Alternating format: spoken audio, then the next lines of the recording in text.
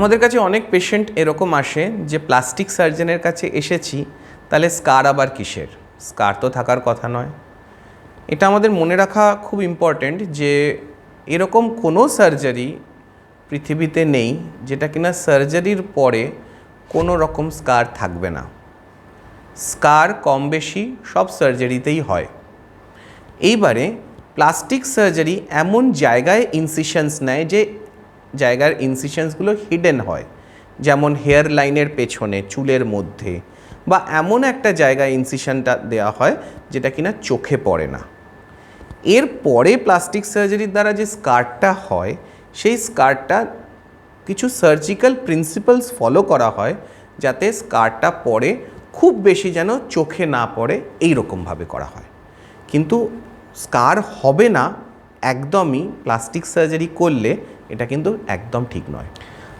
আমাদের যে স্কারগুলো হয় সেই স্কারগুলো প্লাস্টিক সার্জারির দ্বারা একটা ট্রিটমেন্ট বলে স্কার রিভিশন। এই যে স্কার রিভিশন হয়, এইটা যে স্কারটা অলরেডি আছে সেই স্কারটাকে সরিয়ে দেওয়া হয় এবং এরপরে ওই জায়গাটা আবার রিভাইজ করা হয়। রিভাইজ করলে কি স্কার হলো না? নিশ্চয়ই হলো।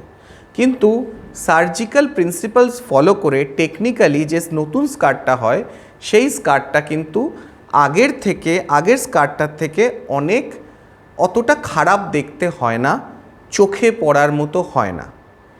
এছাড়া প্লাস্টিক সার্জনরা অপারেশনের পরে স্কারটা কম করার জন্য কিছু ট্রিটমেন্ট করে থাকেন।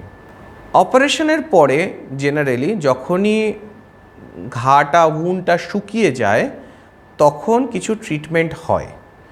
যেমন প্রথম থেকেই আমরা সানলাইট অ্যাভয়েড করি। বলা হয় সানলাইট কিন্তু স্কারের জন্য ক্ষতিকারক।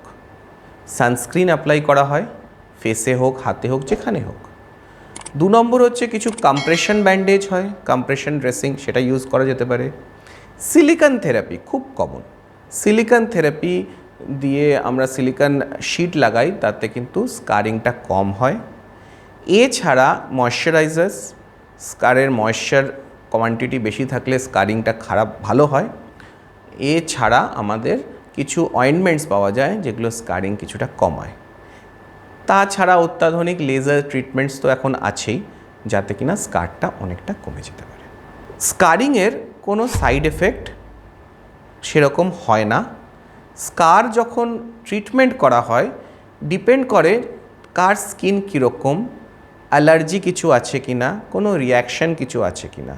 যে জিনিসগুলো দেওয়া হচ্ছে, যে জিনিসগুলো ওষুধগুলো অ্যাপ্লাই করা হচ্ছে, তার রিয়াকশান যদি কিছু না থাকে স্কিনের, জেনারেলি এইগুলোতে কোনো রকম সাইড এফেক্টস হয় না।